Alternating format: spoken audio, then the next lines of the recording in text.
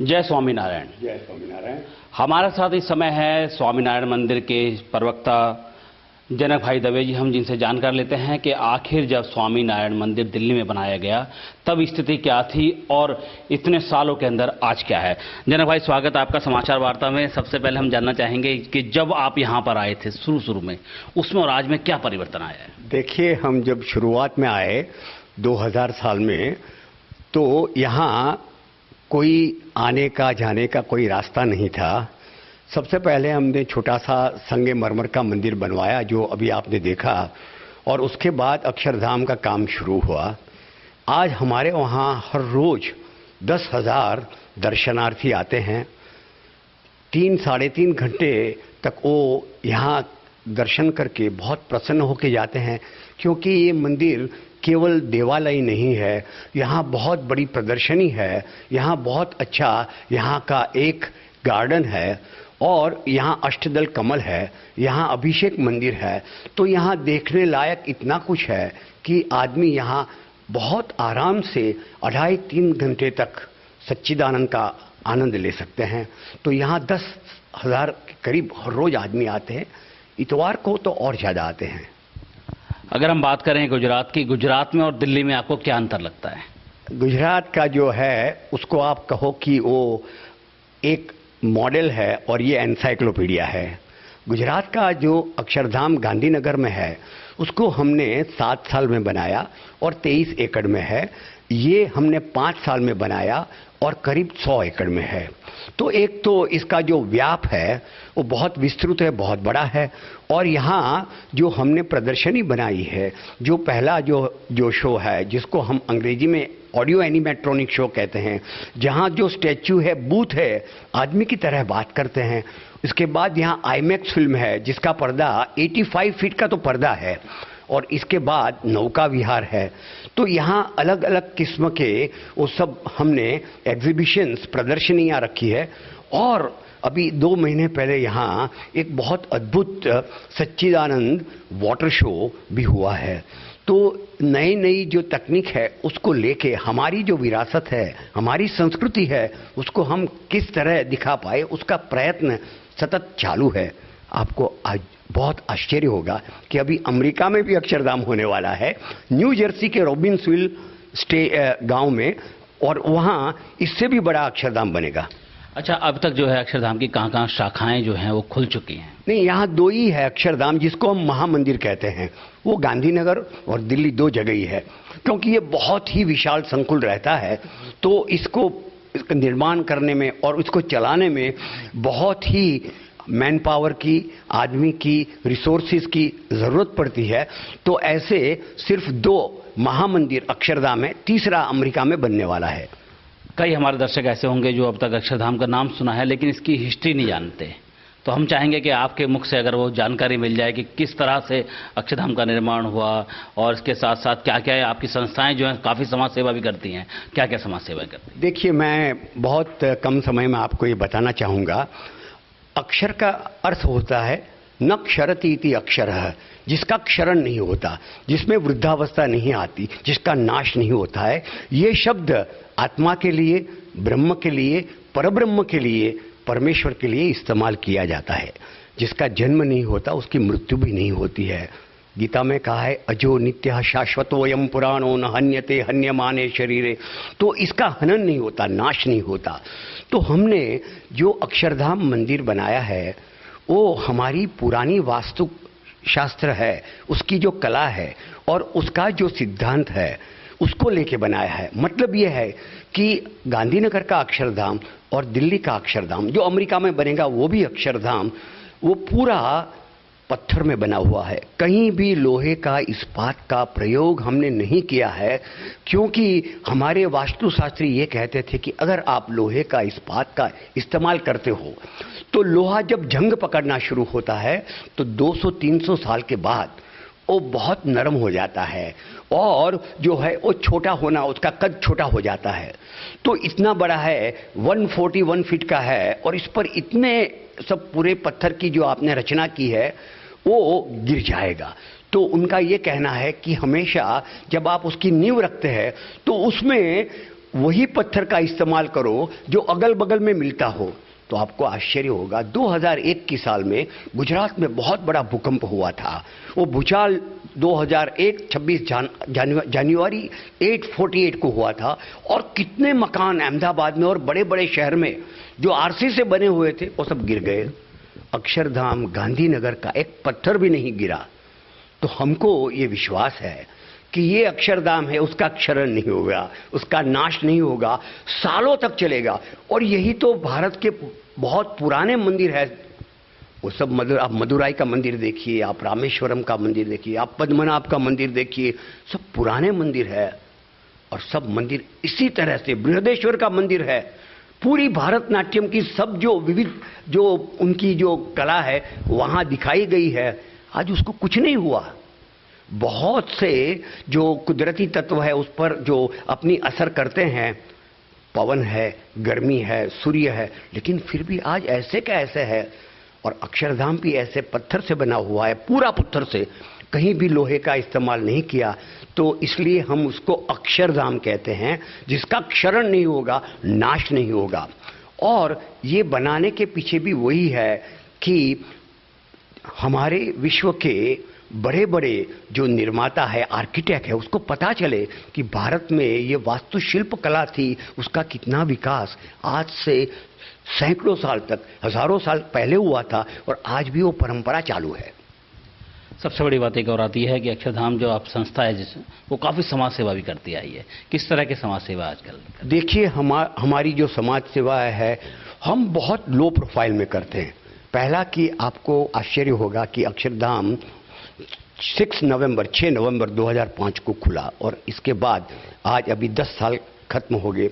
हमने वो जब शुरू हुआ तभी एक टाइम एडवर्टीजमेंट दी थी, उसके बाद कभी हमने एडवर्टीजमेंट नहीं दी। हम ये जानते हैं कि अगर लोगों को ये पसंद है तो वो जो कहेंगे दूसरे लोगों को, अपने रिश्तेदार को, अपने मित्र को, तो ज़्यादा लोग आएंगे। इसलिए हम उसकी एडवर्टीजमेंट नहीं करते। इसी प्रकार हम जो समाज सेवा करते उसकी बातें नहीं करते। लेकिन मैं एक बात आपको बताऊं, कच्छ में जब भूकंप हुआ, जो मैं 2001 26 जनवरी की बात करता हूं, मैं खुद वहां 3 साल तक रहा हूं। हम लोग ने 20 गांव बनाए थे, from scratch, beginning to end हमने बनाए थे। 51 स्कूल्स का नव निर्माण किया था। लोगों को अपने पैर पर खड़े रहने के लिए सब प्रकार की सुविधा दी थी। और इस प्रकार की हमारे पास बड़ी बड़ी अच्छी अस्पतालें हैं। आदिवासी एरिया में जाने के लिए mobile clinic with doctors and nurses है। तो इस प्रकार का काम हम चालू ही रखते हैं। अभी उत्तरांचल में भी हुआ था, तब भी हम वहाँ बहुत दिनों तक थे और वहाँ काम किया था।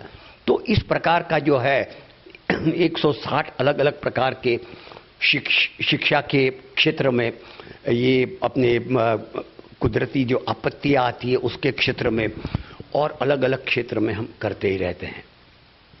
और देखा जाए तो यहाँ पे काफ़ी लोग वॉलंटियर्स मैंने देखा है कि यहाँ पे लगे रहते हैं। तो क्या वो जो वॉलंटियर्स हैं अपने मन से आते हैं या आप उनको प्रेरित करते हैं? देखिए, ऐसा है, हम लोग संस्कृत में कहते हैं सेवा धर्मो परम गहनो योगी नाम अपि अगम्य।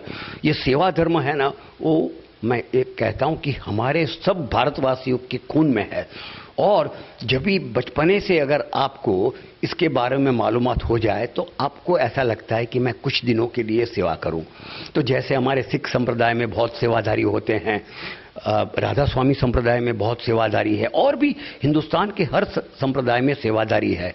और ये तो सेवा धर्म तो सब धर्मों में है, लेकिन हमारे वहाँ तो सेवा धर्म को मुख्य धर्म गिना गया है। तो आपको यह जान के बहुत खुशी होगी कि हमारे यहाँ जो पूरा बोचासनवासी अक्षर पुरुषोत्तम स्वामीनारायण संस्था, जिसको हम BAPS कहते हैं, जो BAPS ने ये अक्षरधाम बनाया है, उसके सब सूत्रधार है ना, वो सब संत महात्मा है। 900 से ज़्यादा है, कारोबार वही देखते हैं। और उसके हाथ नीचे जो है हम सब लोग जुड़े हुए हैं, अपनी इच्छा से यहाँ सेवा के लिए आते हैं।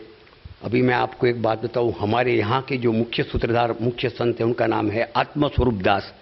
वो IIT बम्बई पवई के मैकेनिकल इंजीनियर है, डिग्रीधारी है, उसके बाद इंजीनियर के रूप में काम भी किया है, फिर भी आज साधु बन के यहाँ अक्षरधाम की सेवा में लगे हैं। उसके पहले लंदन में हमारा बहुत बड़ा मंदिर है, जिसको गिनीज बुक ने एक बहुत बहुत अच्छा हिंदू मंदिर के नाम से उसकी पहचान दी है, वहाँ 10 साल तक वो रहे थे।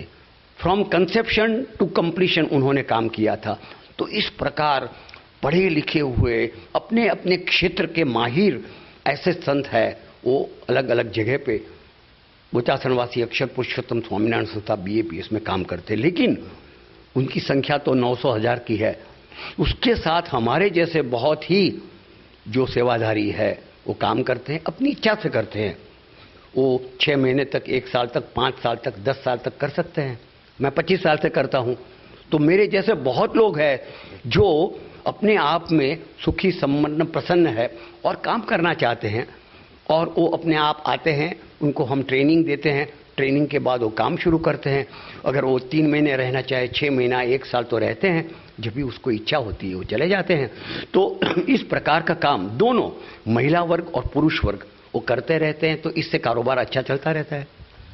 जनक भाई, एक और सबसे बड़ा सवाल आता है कि भगवान स्वामीनारायण के बारे में बात करते हैं तो अधिकांश लोगों को ये नहीं पता भगवान के बारे में कि वाकई, मैंने क्योंकि जब फिल्म देखी थी मैंने आपसे 10 साल पहले, तब मेरे को लगा था कि वाकई एक ऐसे इंसान भी पैदा हुए जो गुजरात के अंदर रहे, लेकिन दिल्ली वालों को अब धीरे करके यहाँ से आने के पता चलता है। लेकिन जो लोग नहीं आए हैं उनके बारे में क्या कहेंगे? देखिए, भगवान स्वामीनारायण का जन्म उत्तर प्रदेश के एक बहुत छोटे से गांव में हुआ था।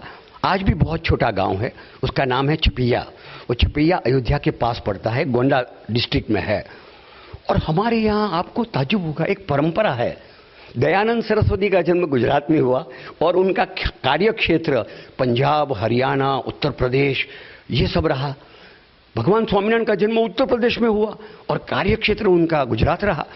तो भगवान स्वामीनारायण 11 साल की उम्र में, जैसे शंकराचार्य ने अपनी पढ़ाई सब संपन्न कर ली थी, इस प्रकार उनकी पढ़ाई संपन्न करके वो समग्र भारत में पद यात्रा पर निकल पड़े। और सारे भारत की यात्रा करने के बाद 1800 में वो गुजरात में आए और 1800 से 1830 तक उनका गुजरात में रहना था। उनकी आयुष केवल 49 ईयर्स की थी जब भी उन्होंने ये नश्वर देह का त्याग किया। लेकिन इतने छोटे समय में उन्होंने 2000 से ज़्यादा साधु को दीक्षा दी, बहुत बड़े 6 मंदिर बनवाए और एक ऐसी सेवाधारी संस्था की स्थापना की कि आज उसके लाखों लोग गुजरात में, ईस्ट अफ्रीका में, UK में, लंदन में, अमेरिका में, ऑस्ट्रेलिया में, न्यूजीलैंड में है। मुझे ऐसा लगता है कि भगवान कृष्ण ने जो कहा ना, यदा यदा ही धर्मस्य, वो बात हमारे यहाँ चलती रहती है। और हमारे यहाँ एक बहुत अच्छी दूसरी बात आपको कहना चाहता हूँ कि भारत में एक प्रकार का स्वातंत्र्य है सोचने का, अपने जीवन को व्यापन करने का। आपने भगवत गीता का नाम सुना होगा। भगवत गीता में भगवान कृष्ण को न कौरव से कुछ लेन देन थी, न पांडवों से, न किसी के दुश्मन थे, न ही मित्र। ये सही बात है कि अर्जुन और पांडव बहुत निकट थे। भगवान कृष्ण ने बहुत प्रयत्न किया कि 2 भाइयों के बीच में युद्ध न हो। एक राजदूत बन के, एम्बेसडर बन के वो दुर्योधन के पास गए थे और कहा था कि कम से कम आप ये पांडवों को 5 गांव दे दो। उन्होंने कहा कि सुई की नोक के बराबर भी जमीन बिना युद्ध नहीं देंगे। तभी युद्ध हुआ। अभी देखिए, भगवान कृष्ण एक सारथी के रूप में अर्जुन को मदद कर रहे हैं। और अर्जुन भी शुरुआत में सारथी ही मानता है, हाँ मित्र भी है। लेकिन जब युद्ध की शुरुआत होती है तो प्राचीन भारत में वो बहुत सिस्टमेटिक होता था, उसका ऐलान किया जाता था। और कौरव के पक्ष में से युद्ध का ऐलान भीष्म पितामह ने किया, ऐलान किया, तस्य संजयनम हर्षम कुरु वृद्ध पितामह।